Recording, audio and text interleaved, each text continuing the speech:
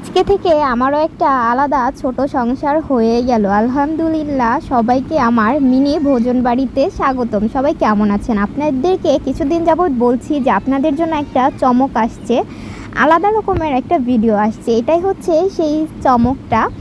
এইখানে আমি একটা মিনি রান্নাঘর করেছি, সেটা হচ্ছে আমার মিনি ভোজন বাড়ি। এইখানে আমি নতুন বউ সেজে খুব সুন্দরভাবে রান্না করছি। যেহেতু আমি সিদ্ধান্ত নিয়েছি যে আমার আলাদাভাবে একটা মিনি ভোজন বাড়ি হবে, তো আমি আজকের জন্য নতুন বউ, আমার নতুন সংসারে নতুন বউয়ের মতো আমি লাল একটা শাড়ি পরে খুব সুন্দর করে রান্না শুরু করে দিয়েছি।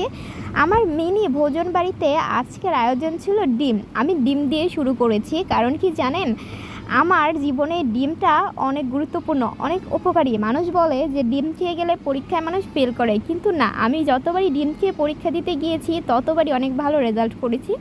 এজন্য ভাবলাম আজকের শুরুটা আমি ডিম দিয়েই করি। কে কে এরকমভাবে ডিম রান্না করে খেয়েছেন অবশ্যই বলবেন। আর আমার মিনি ভোজন বাড়ির ভিডিওটা আপনাদের কেমন লেগেছে, আর আপনারা কি এরকম ভিডিও আরও দেখতে চান কি না, সেটা অবশ্যই কমেন্টে বলে যাবেন। ধন্যবাদ সবাইকে ভিডিওটা দেখার জন্য। ভিডিওটা ভালো লাগলে শেয়ার